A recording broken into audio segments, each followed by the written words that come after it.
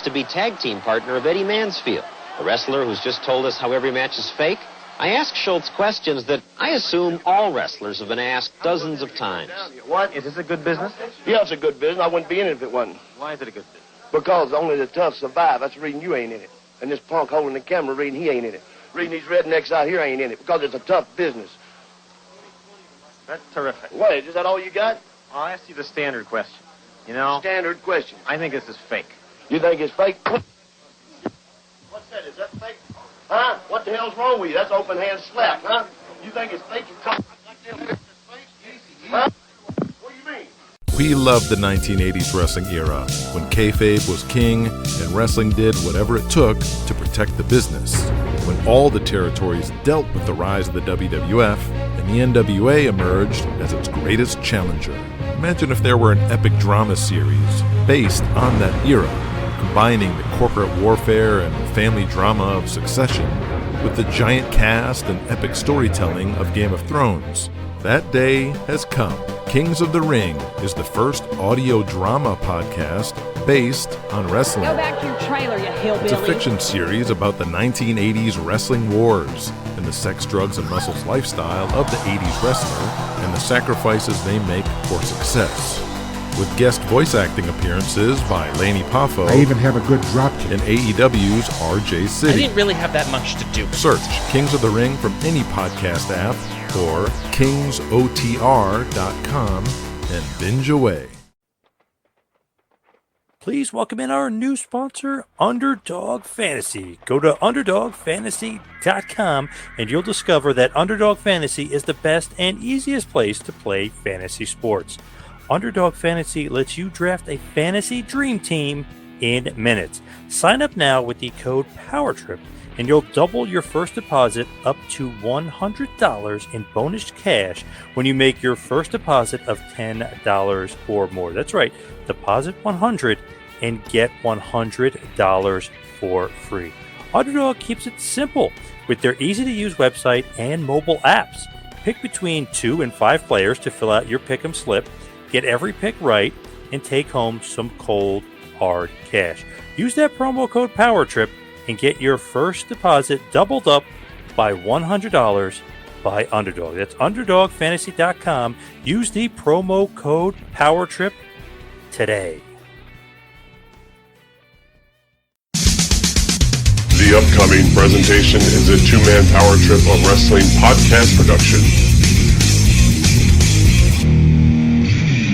What's up, guys? It's the phenomenal AJ Styles, and you're listening to the Two-Man Power Trip. Hey, Johnny. Cool, man. What's going on? We're ready? D, the former 3-time Stampede North American champion, former AWA Southern Tag Team champion, a legendary former WWF Superstar. Dr. D, what is going on? What's going on in your world? What have you been up to? Well, I'm just trying to stay alive and, just hanging around and I'm building fences to keep dogs away from me. I got bit by a dog here about 3 weeks ago as I was trying to build a fence, and they thought I might have had rabies. And I said, I ain't got no rabies, but the dog like to broke my leg. He's about 5 feet tall. I don't know, one of them Malamutes or whatever. Anyway, but, I'm trying to take care of, do my honeydew list. I don't have a honeydew list no more. I got a honeydew book with chapters in it. I'm trying to relax. I'm tired of going around beating people up. Everybody's scared of me. Nobody wants to get in the ring with me, and everybody wants to tell a bunch of lies. Nobody wants to tell the truth about anything. And I just can't hardly stand it when people lie and nobody do nothing about it. Now, if you watch TV, you know what I'm talking about. Yes. Lie, lie, lie. That's all they do is sit up and lie, lie, lie to each other, everything. I done got where I watch a black and white TV in my shop now with one of these things you stick in the window to get the channels that they don't show on cable or dish or anything anymore. And it's some of the best TV I ever seen, man. 1950s, 1960s. But I'm just trying to keep my head low. I do a lot of autograph sessions, and I don't do a lot. I've cut them down, but I'm trying to stop. But people keep calling me about them, and they want to pay me such good money. I have to go. But anyway, I'm still alive and in color. Everybody says I'm dead. Nope, not dead. Everybody says I run off to another country. Nope. I did go to Poland for 3 years and thinking about going back over there, but they kind of talking bad stuff about Poland now and nuclear war, and I don't want to get accused of that. Yeah, it's they accuse me of everything else, but anyway, I'm still alive and in color, man, and still doing good. And I sent you that little clip about the book. I didn't know if you had the book or not. Yes. Oh, you do? Yeah, of course. Autographed by you. Yep. Oh, there you go. I thought it might have been. I wasn't sure, though, because, I've been doing real good with them books. I thought they was going to kind of die off in a while, but darn, it seems like they're doing better now than they was before. And, I'm working on another one, but it's something I can't talk about. And the writer that's going to write it for me, he's scared to death. I'm going to have to fire him. He said, I can't say that. I can't say that. Hey, it's the truth. You want to tell the truth or you want to lie? If you're going to lie, go somewhere else. I'm not talking to you no more. And he said, you mean all this is true? Well, yeah. I mean, I was probably the only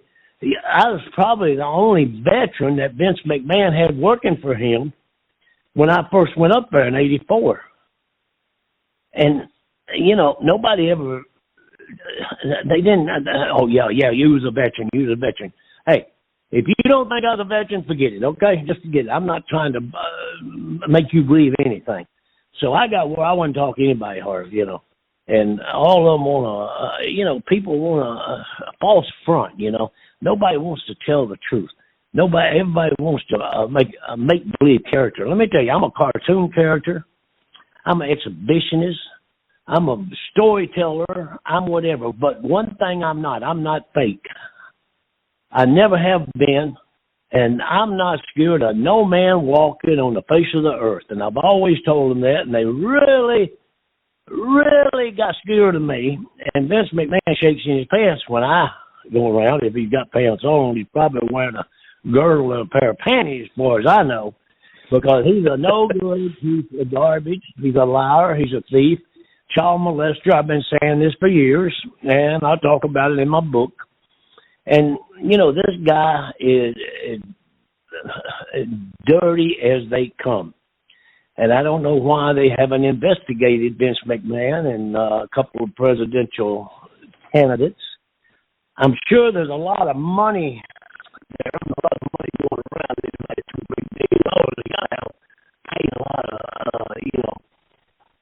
what do you call them, bribes or thank you money or whatever. But, you have that much money, you can dodge all that. I could never dodge anything. I had to face it, face first, and all my lawyers, they all sold me out. They, and now I hear there's a show coming out called Bail Jumpers. Well, I copyrighted Bail Jumpers probably 10, 12 years ago. Manuscripts, Dick Clark, different people wanted to steal. I say they wanted to steal it from me. I told them, nope. They wanted to pay me a percentage. And I said, nope, don't want it. So I kind of put it back on the back shelf. And everybody I went to talk to about it, nobody wanted to do Bail Jumpers or Doc's Law or anything else. And now I seen on TV the other day, they got Bail Jumpers coming out. Well, people say, well, why don't you sue them? Well, I don't have the money to sue them. You better have a lot of money you sue them people. TV people and crooks and crime investigators, lawyers. But I'm going to tell you, the lawyer is going to get the biggest percentage of it, and he's going to drop you. I've been dropped by 7 or 8 attorneys during my wrestling career, and, I'm sure they got paid off. And, of course, they didn't tell me that, but I'm sure that's what happened. But anyway, I'm happy. I have no regrets. I'm doing great, and I'm just trying to take care of my dogs and my horses and my pigs and my cows and my coyotes and my cats. I live on a funny farm, I think, But definitely seems like it. It's nice down here in Tennessee. I've got close to 100 acres and all fenced off and everything, and I kind of got some swamp in there and got some beaver dams now flooding the roads out, and I knew about it, man. The beavers are here before we were, But anyway, anything on your mind, especially you want to know about Dr. D? Yeah, like the relationship with Vince. When did it go sour? I'm guessing it has to do with the John Stossel stuff, but like you said, you know maybe more of this alleged Vince stuff than most people. Yep. Vince, when I went out and Vince come to the dressing room that night in Madison Square Gardens, and he said, I want you to go out and blast this guy, tear his ass up, stay in character. Well, everybody in the dressing room heard that, but we was over in the corner, like off to the side, and but you could hear Vince and me talking, So I went out, and he said, "Blast him, tear his ass up." To me, blast him means if he gets out of hand or out of concept, like he's trying to say that wrestling is phony, it's not real, and all that. The only thing I could do was slap him. And I slapped him, and he got up, and I slapped him again. Because where I come from, if you knock a man down, you need to get ready. If he gets back up, knock him down again before he has time to get you. So, anyway, that's the way that happened. Now, Vince paid John Stossel. I don't know exactly what he got, but he paid him off. And then later on, John Stossel's show, it was John Stossel's TV show, he said, I didn't hurt any more after I got paid. He is the biggest slime ball, the biggest liar I've ever seen on national TV, and all the national TV shows like ABC cuddles him up. Oh, John, we didn't know this. We didn't know you got beat. No, he didn't get beat. He got slapped. And he deserved it. Everything he got, he deserved it. He didn't deserve the money he got, but Vince gave him that. I had nothing to do with it. I wasn't filed any charges against me. I never went to court. I never talked to lawyers. I never done anything. Vince McMahon paid him off, and then he told me, you take the blame for all this, and, basically he was saying, take the blame for it, and I'll take care of you. No.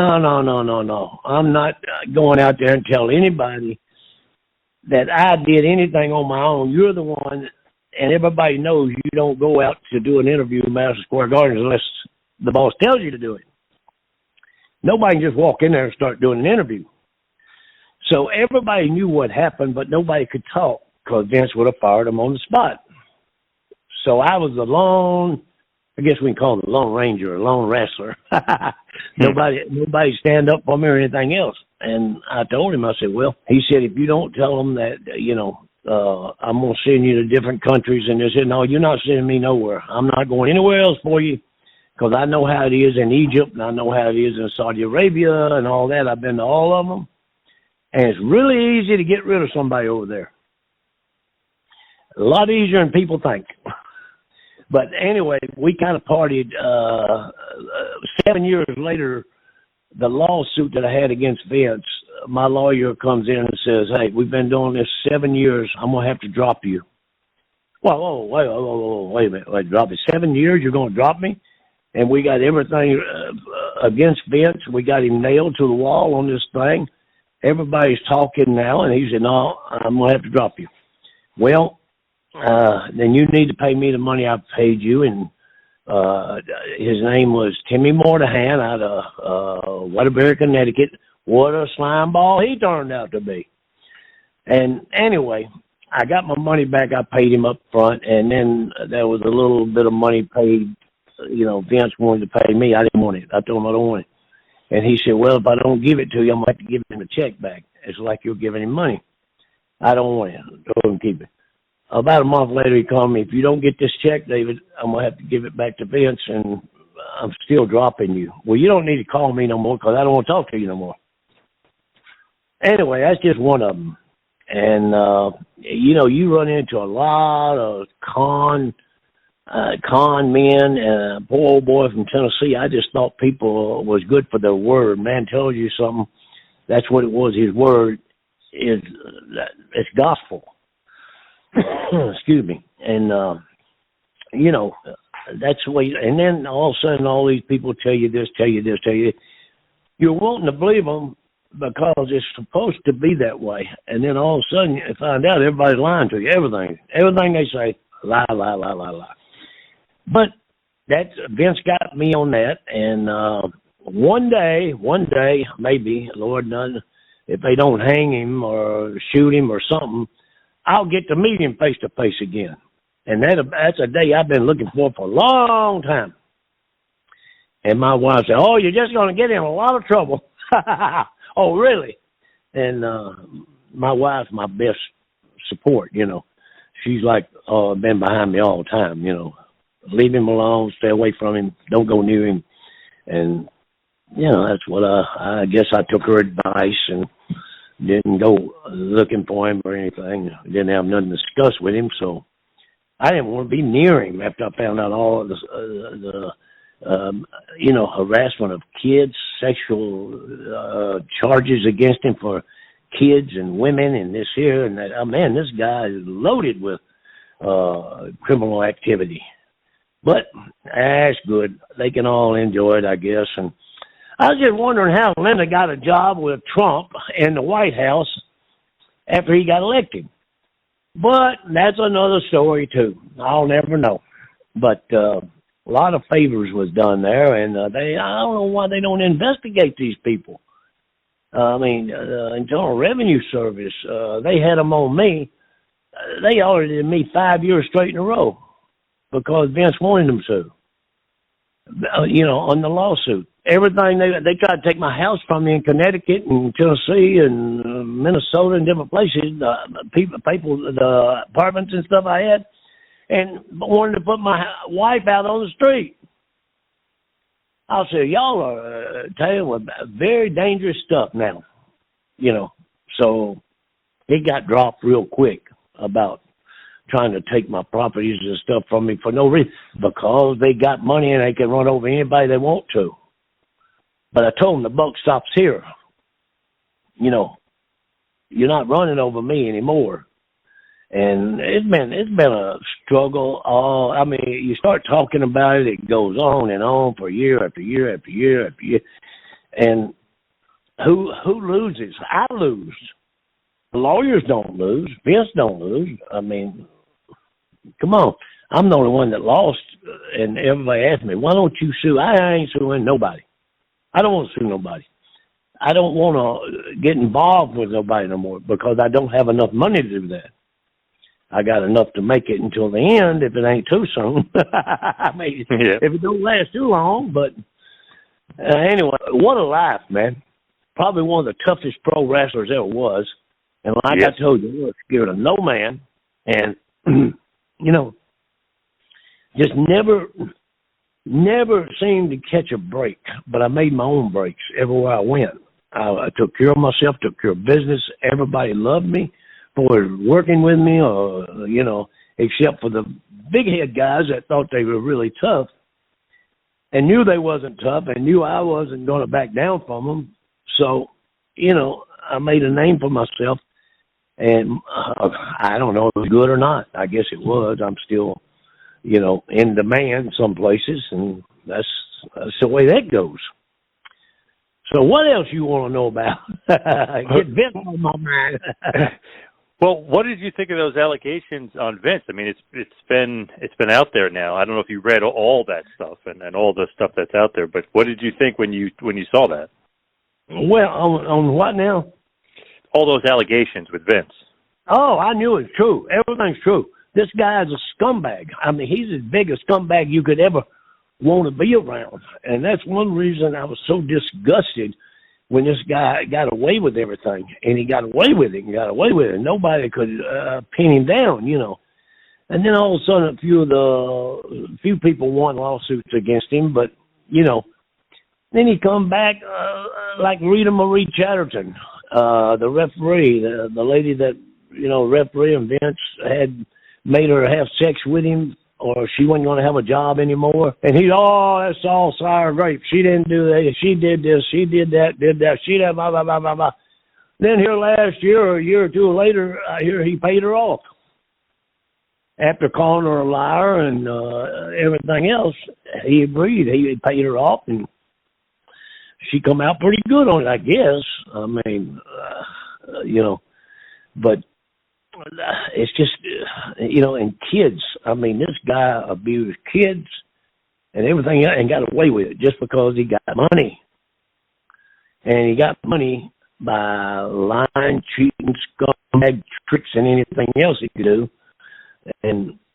But I guess he's happy with it. I mean, I don't know if I could be happy, everybody knowing that I was a piece of garbage like that, still walking around, but that's the way it goes, Would you say Vince is the reason you and Hulk kind of had a big falling out? Because you and Hulk were buddies for a while, and you guys had awesome chemistry together in those matches in '84, the Minnesota Massacre and everything else. Yeah, we was me and Terry and me. We were good friends, probably the best of friends. I let him stay at my house when he first come down to Pensacola. I let him stay at my house in Tennessee because he had nothing but a van to sleep in, and I'd let him stay at our house. And I mean, I thought we were a friendship that would never be broken. Then all of a sudden, it come up in New York that Vince told him, you get away from David, stay away from him. It's either Schultz or me. And I guess Hogan chose him, which was probably the best choice for him. But, when Hogan went in and told Vince, David's going to beat me for the belt on national TV. And Vince said, well, why don't you beat him? You beat him.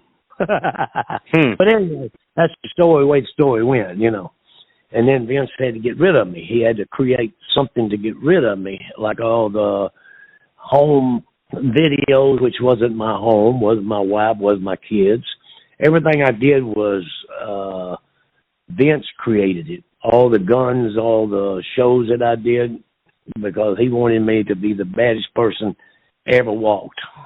Bad mean just mean, and I guess he got it done, But, Hogan, I never spoke to him since then, that day. And that was a long time ago. But he's getting what he reaped. You reap what you sow. And he's getting it now, so, let him enjoy himself. And Vince, too, let him enjoy his life, because he's getting paid back for what he sowed. And Hogan, too. Hogan screwed around a lot of people in this business just for the almighty dollar. Which, that's the way they roll. That's the way it should go. Me, I just have a good time. That's all I do. Like I said, I'm not fake. I'm not they can call me cartoon character. They can call me a storyteller. They can call me anything they want to call me. Just don't call me fake, because I'm not fake. I'm entertaining, and probably entertainer of the year, but they never give that to me either. Yeah, always thought, mate. Now, Rowdy Roddy Piper said that you basically, in front of the whole locker room, when Vince first became owner and took over for his dad, that you basically punked out Vince. Is that true? Did you call him out in front of the boys and tell him, get the hell out of the locker room? Or is that not true? No, I never did that. No, I never did that. As I can remember, I didn't. We had an incident in Rhode Island one time that Vince come up to me, and I was fixing to dump one of the guys' head in the commode, and Vince come in and said, David, leave these guys alone. They're all scared of you, but I'm not. I said, well, you should be the one that's scared of me more than any of the rest of them. Now, I don't know if that's what he's talking about or what, No, I never called him out in front of nobody. I did my business. If I had something to say to Vince, I'd go to his office, or we would go off to the side, because I thought Vince was a upstanding guy at that time, because I dealt with his father for a while. A nice guy. Tell you something, that's the way it was. And you think the son would be like the father. Well, I found out different real quick. But no, Roddy Piper. A lot of guys like to talk about me. A lot of guys like to tell stories about me, and just because it's me, and they think they can get attention by talking about me.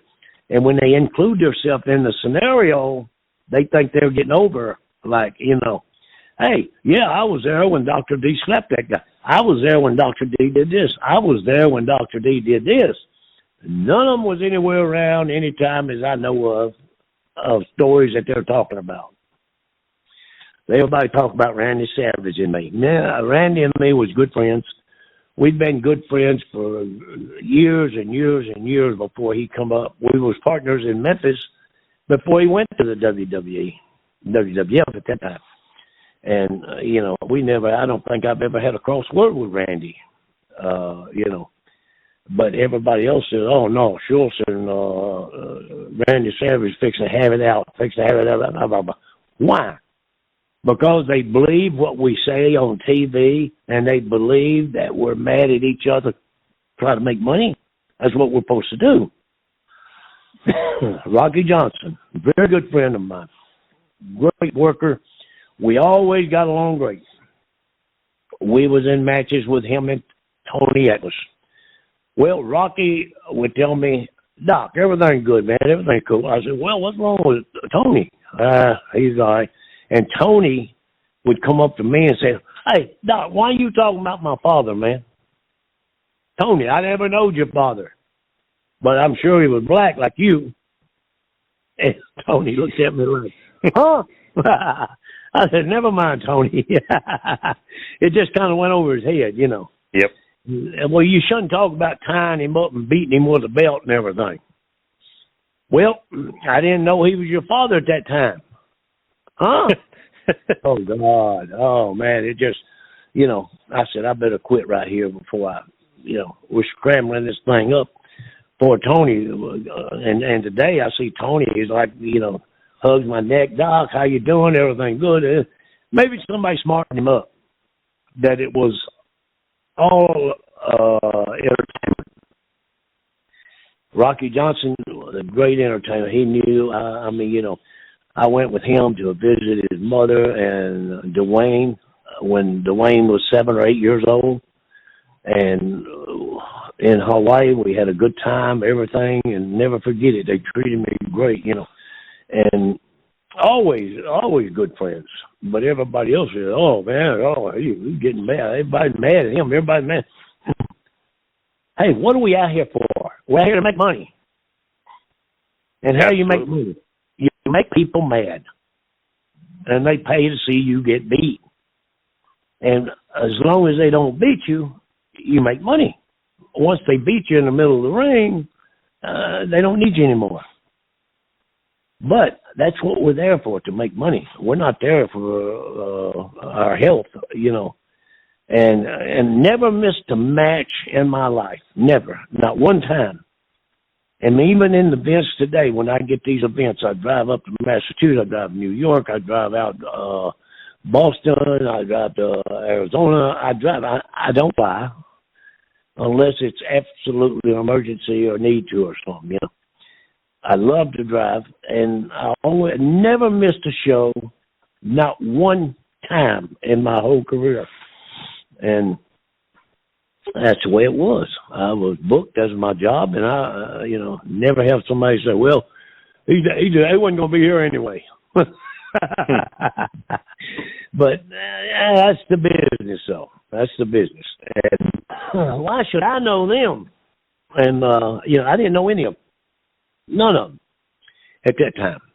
Now I still don't know them. I've seen them there, and, they come up, they all want to shake my hand. They just here. And some of them don't even want to talk to me or look at me because they're still mad at me, I guess. I don't know. Don't care. But that's my problem. I just got the I don't care attitude, and that's just what I was, Now, I know you got something on your mind you want to ask me. Oh, yeah. I was thinking about Mr. T. Mr. T. Remember Mr. T, yep. The old A-Team, B.A. Baracus? Yep. What was that like with T? Because didn't you and him get into it? No, me and him never got into it. What happened to Mr. T, he was in L.A., I was in the ring, and he was out with Toru Tanaka, which is a good friend of mine, and Mr. T was sitting there with him, and we were just egging it on, Tanaka and Mr. T, and I told him, come on up into the ring, and I'll make you shine my shoes. Well, the Enquirer got a hold of it, and they said that Mr. T backed down all this here. Then the next thing was Hogan said that I slapped Mr. T in front of him. You know, it was a lie. And everybody else said that Mr. T was coming into the ring that night. They removed me from L.A. And me and Mr. T was talking. We was going to eat dinner after the match. Toru Tanaka, Mr. T, and myself. But time I got back, Mr. T was the reason that we were, and you almost lost me. I said, well, maybe I've talked long enough on him. He thought I was going to talk 10 minutes, you know. No, keep going. I got a lot to talk about. That's reading people, they say, man, this guy's got story. Well, hey, I'm an old man. I got a lot of stories, I've always been in the middle of action. Bounty hunting, working in Egypt as an engineer, Sikorsky aircraft for 3 years. Worked Germany, worked all these places, and one of the greatest bounty hunters there ever was. And, when you do a book, they have these fact checkers, and they wanted fact checkers, like receipts where you brought people in. Well, at that point, 20,000 was probably I had receipts for and everything. And, I brought in, not 20,000. I'm sitting here coughing out here. Ain't got no water here in my shop. Anyway, but 4,000 people I brought in, and 2,000 they got receipts for, and when they checked the stories on them. And the other 2,000, I said, listen, a lot of these guys I got the day they missed court. They'd call me. I'd go get them at the house or shop where they, no receipts. Just grab them and say, hey, you're on the wrist. Let's go. And a lot of them, most of them was out of state, like California, Florida, Georgia, wherever I track them down, But we ain't got into that yet. I just wanted to tell you that I've had a lot of stories behind me, doing things. But Mr. T, I'm sorry, I got off track there. Yeah, no, Mr. T and me was good friends. We had no problem with anything. They created the problem with Mr. T and me. Everybody talked and this here, and they said that I got mad because he was in WrestleMania 1. That's not true. I'm glad he got the spot, because Vince got rid of me 2 or 3 months before. And, he had to cover it somewhere, but I guess he had it planned in his mind to cover it all along and start these stories on me. But that's the way it was. I never slapped him. He never slapped me. And, never had really a bad word with him. I hate that I missed that dinner that night with Tanaka and him, in L.A., but I was told to leave the area and don't come back, the police. And, so I had to get to the airport and get back to New York. So that's kind of like Clem Cadilla Hopper. I don't know, you probably too young to know Clem Cadilla Hopper. I just throwed out the back door. They threw my bags out beside me. And I'm in the back of the building. And my bags are out there. And the police just throwed me out the back door. Well, that's the way it was. That's what they do in L.A. They, do what they want. Now they're doing it all over the world. But, that's the way it was. So no real heat with you and T at all. It's just made up. Do what now? It's just kind of made up, the heat with you and Mr. T. Yeah, they made up stuff on me. But they made it up as not the truth, but lies to go along. They didn't want the true story because it sounded too good.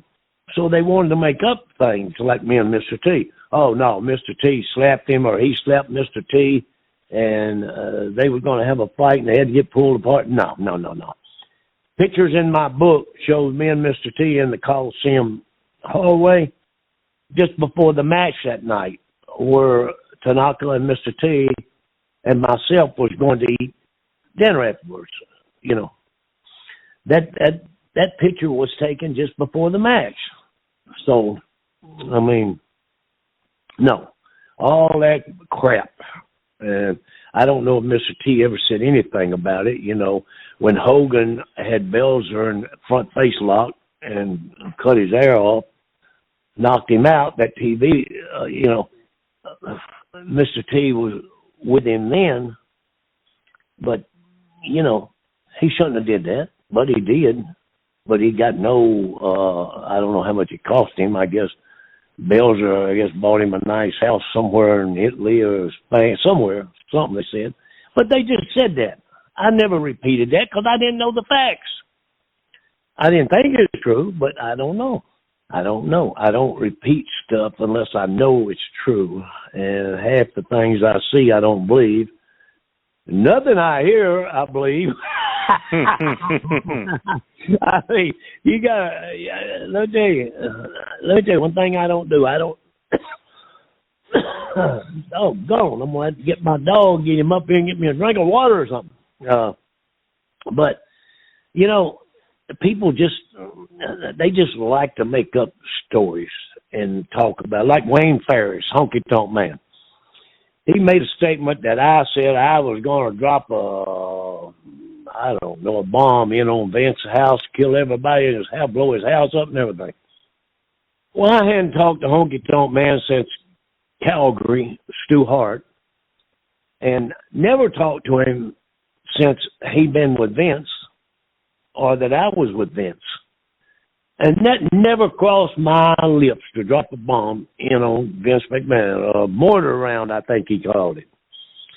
And Wayne has made every effort he can not to be on any cards where I'm at. He's even backed out on some cards where I'm at. And I sent word to him, you don't have to worry about it, Wayne. I know you're just a liar. You lied about it, made it up, so it's made up. Don't worry about it. I don't have no regrets. I know you. I was partners with you. We rode up and down the road together for years and years. He lived about 30, 40 miles from me down here in Tennessee, And I could tell you a lot of stories about Wayne Ferris that would, you'd say, But then you'd say, well, you're just saying that. No, I'm not just saying anything. That's why I don't talk about it. Because you're not going to believe it. But that's the way it is. And he feels like he could get with Vince about saying that. And nope, it didn't happen. I never said that to Wayne Ferris. Never ever even thought about it. And I don't know where to get no mortar rounds anyway. I know I could get some C4. Well, one time I did, not no more. No, I don't do stuff like that. I'm a nice guy. He maybe just trying to get like some attention or some, tell crazy stories and make interviews seem better. Yeah, exactly. They got something to talk about. They come out there and talk about it, And but the thing they don't know about me is I don't forget anything. I'm getting old, and everybody talk about, boy, you don't lose your memory at all. Nope. I remember everything that I ever done. I mean, I can tell you about driving down the road with different characters, and I say something about them, and they say, you remember that? Well, it happened. My memory is that way. I just, some people are gifted to remember things. And me, I remember all the good, bad, and the ugly. It don't make any difference. I remember it. And when I talk about it, I don't lie. I don't make up stories about it, And people, and some of it is unbelievable. I mean, but that's the way it is. And, and people used to, while I was doing the book, John Cosper said, how do you remember this? And I said, well, I did it, and I remembered it, and that's, yeah, but it's been so long ago. Yeah, but when you're out here in New York City at 3 o'clock in the morning, and you're by yourself, and you're bringing a guy in out of the swamps, I'll call it, of New York, or the bowels of New York, and you're the only person down there, I'll just say the only white guy down there, and I've got to bring a Jamaican drug dealer out of the projects, and I'm by myself 3 o'clock in the morning. I have no problem with that. Never had a problem with it. That's the reason I was so good at what I did. I'd go in, I mean, wife would say, well, one of them's going to make it true one night, David. Nah, no. I'm too careful. And, you know, it was one night I kind of pulled my gun out and thought it was a dog coming around the corner, but it was a rat in New York City.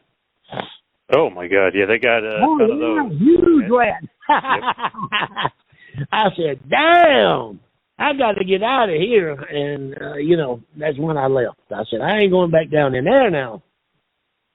That rat had to be 30 pounds, 40 pounds. And he looked like he wanted to bite somebody. Jesus. Well, I didn't want him to bite me, so I left. I didn't want to shoot a gun and scare everybody, so I just had a BB gun anyway. They thought it was a real one at that time. But anyway, a lot of stories like that you know, people, you tell them and they say, a rat that big? Oh, yeah. Yeah. It ain't no just a special occurrence. Go up there in a certain part of the Grand Concourse in New York City, and see if you don't find some rats that big. They're huge. New York City, an overpriced hellhole, big time. Oh, my God, huge rats, man. They, you know, and they ain't scared of you either. No, not scared of you at all. They'll back you up. Hey, excuse me, I got to go this way. Yep, exactly. Yeah, I mean, don't worry about the go-getters on anybody. I mean, you can steal them or something. You know, that was a very lucrative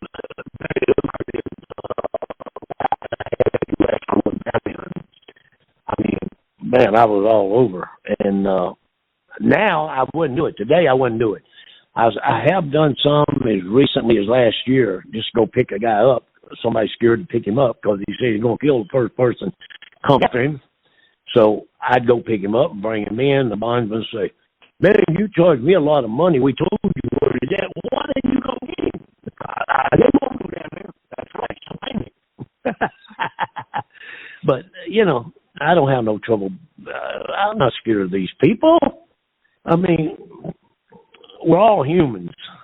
Well, why are you scared of a guy? I mean, if you go and you know the guy's bad and you know for a fact that he's bad and you know his reputation that he's real bad, then you go prepared for that. You know, don't walk in there. I mean, it's like taking a knife to a gunfight. Not a good idea. But anyway, that's part of the whole scenario. And that's what that book, John Cosper did a good job on it, but he said, man, we can't talk we had to take stuff out all the time. He said, if you put this in here, Vince is going to, you know, have it stopped. And he said, it ain't no sense working on something for a couple of years and then you can't, you know, reap the benefits. So anyway, he did a good job, though, and he's got several books out now that's good. They send it. I don't have time to read everything people send me. And John is not somebody to make up stuff, but I don't know to be true, you know. Some of the things are, you know, unbelievable. You know, when you read something that's unbelievable and you say, well, I guess that could, I want true stuff. And everything in my book is true, 100%. Nothing's made up. It was all true. And that's what, you know, I did the book about. I said, I want it true. And we had to stop because it would have been twice the size, you know, if I kept going. So, as you can tell, I got a few things to talk about. Yes. Yeah. I love the title. Don't call me fake. I love that. Don't call me fake. That's me. Don't call me anything but fake. And, you know, of course, we have people come to the match and they say, well, are you fake? I say, well, is your mama fake? And they'll go, huh? You talking about my mama? I don't even know your mama, man. But is she fake? Huh? That's the famous answer I get most of the time when I talk to people. And when they do that, I just, I just lose it. I don't even want to talk to them no more when I say something and they say, huh? What do you mean, huh? How do you know my mama? Huh? I don't know. People funny. Funny. But anyway, now, we're going to have to get together again and do a live one. Yeah, definitely. I'd like to get on I sent you those two little clips, I do those. I'm going to be in St. Louis on May the 18th with the promoter there, Herb Simmons. Oh, yeah. Yeah, Herb is a great guy, man. Him and his wife, Mickey, and, Bruiser Brody's wife, Barbara, and Darla, they all work for the Cauliflower Alley Club. Barbara and Darla, and Herb Simmons does a lot of work with Cauliflower Alley Club, but Herb Simmons is a great guy. He does good promotions, and he's another guy that I like because he's pretty straightforward, but he's been doing it for 50 years, I think. So anyway, I don't know if your podcast goes there or not. I'm sure it does. Oh, yeah. And Herb Simmons and Mickey Simmons are running the show on May the 17th and 18th. May the 18th is the show, but the 17th they have a get-together thing before at the hotel. And, but I don't know. It's really exciting out there when you can talk to somebody and you start telling these stories and it all comes back to you and it adds more. And then I say, wait a minute, I can't tell this story if I don't tell this one. If I tell this one, I can't tell this one. Wait a minute, you got 5 stories there for one question.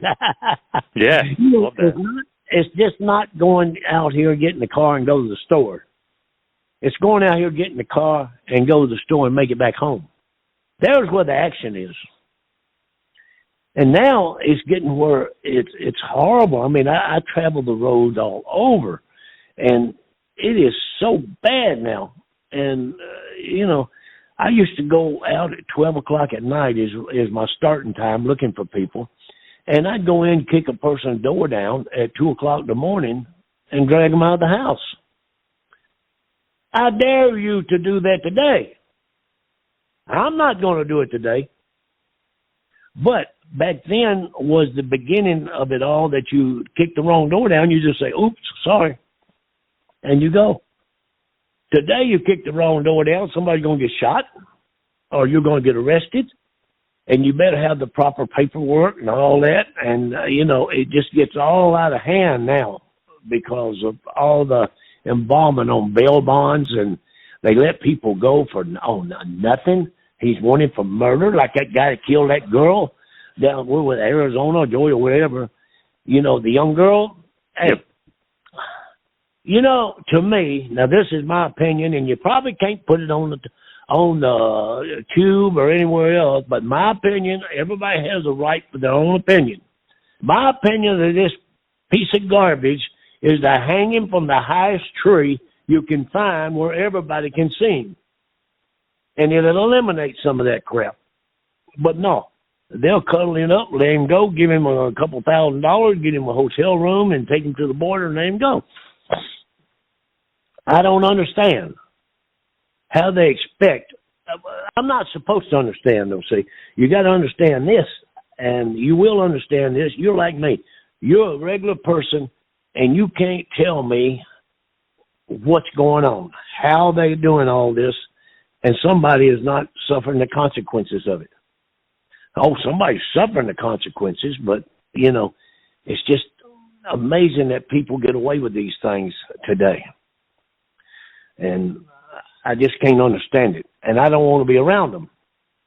And that's one reason I don't do very little bounty hunting work. And I don't hunt too much. I just go and get people, But I don't know. I'm too old. I'm getting too old. But I've had a good life. I have no regrets, and I've enjoyed it. And anytime anybody gets a chance to see me in person, I am a nice guy.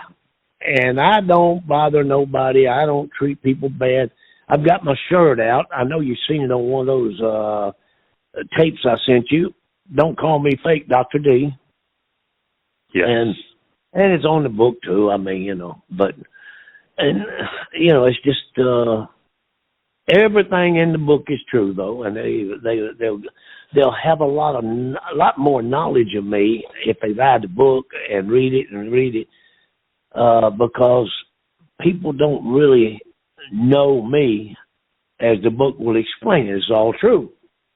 Now, they will read it and say, oh, that ain't true. But it is. But anyway, listen, I'm going to have to cut it short. I want to get together with you again. Let me know a date that we can get some TV going. I didn't understand how that thing, you know, I'm out here, my computer, you know, I got a NEOS satellite and all that for the computer to work. A couple of years ago, they promised, yeah, it's going to work, it's going to work. I tried 3 or 4 different places, AT&T, different places. Nobody can get my computer to come in. Oh, yeah, they give you a thing, say you're on you're dial-up or whatever. Hell, I want a picture. I don't want a picture come through, and I'm in there eating supper and they ain't got through yet. Right. And then it gets cut off 3 or 4 times before it keeps. That's where I live. That's where I'm at. Right now, I'm looking out my shop window on 2 sides, and I can't see a house. I can't see a road. I can't see anything. And if I go out the back side, the only reason I can't see, I don't have windows in that side of my shed yet. But, you know, that's the way I like it. I got fencing all around it. I've got different little surprises for people all around it. Oh, yeah. They say, man, you got that place lit up like San Quentin. Well, I'm better than San Quentin. They're not open no more. But anyway, listen, take care, and I will get back with you, and we can finish this thing up maybe in a few weeks. Yes. And you be sure and let people know that we're going to finish it up, and send me some facts of how I can listen to it if I'm in St. Louis or Chicago or Miami or wherever on your podcast. That, I mean, if you, the 2-Man Power Trip, is that the name of the podcast? Yes. Yes. Okay. Yep. Does that come out every week? Yes. Oh, yeah. Okay. Okay. Hey, you got my attention when you send me a birthday greeting. Nobody's ever sent me a birthday greeting. I mean, that was right on the birthday time. Oh, I get greetings all the time. People say, well, happy anniversary. Tell your wife, Janice. My wife's not named Janice. Well, what's her name? None of your business. Bye.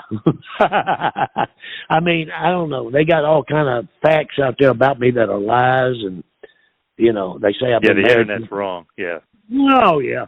Me and my wife has just celebrated 54 years, be 55 years this year, I believe, maybe 56. But, you know, I better be quiet. 56. Oh. Congratulations. My dog's sleeping over here next to me. He ain't going to tell me if she's coming. And she'll come out here and say, you said 54, it's 58. You got to get that right, yep. Yeah, I can't keep nothing straight like that. I just assumed, I said, well, you know, I was kind of, the dog had me scared to talk. Hey, I appreciate it, buddy. You take care and get with me and let me know. We'll get back together on this thing, okay? All right, sounds great. Thanks, Dr. All right, D. thank you. Have a good day. Appreciate it. Bye-bye. Bye-bye. And, of course, get Dr. D's book, Don't Call Me Fake, the Dr. D. David Schultz story. You can get it on Amazon, or you go to John Cosper's website, eatsleepwrestle.com.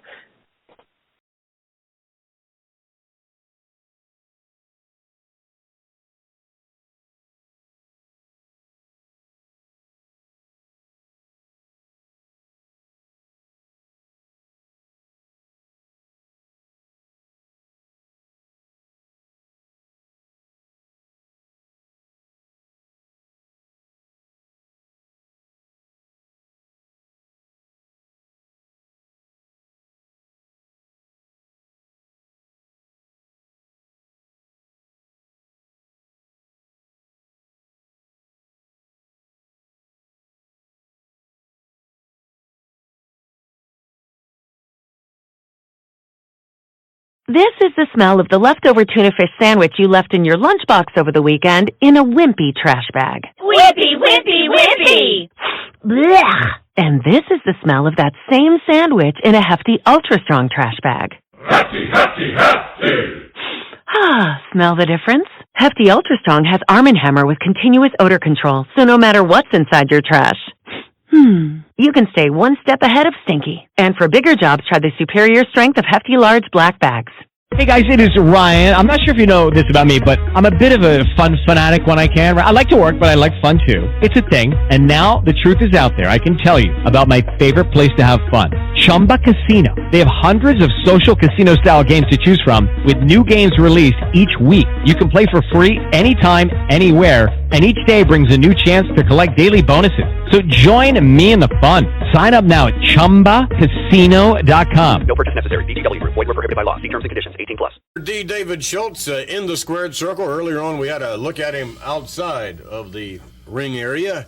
Either way, Mr. Schultz, again, we'd like to state that I've never met a man who exudes arrogance as you do. You probably never will. You don't even like me, do you? Come on, answer. Everybody's listening. You don't like me, do you? I can't say you're one of my favorite people. Well, let me show you something. You know, I don't care what you don't like. Because, hey, hang loose, baby. Be cool. Come on, don't move. This is a gun. You probably don't know nothing about that because you probably ain't got enough money to afford nothing like that. You either.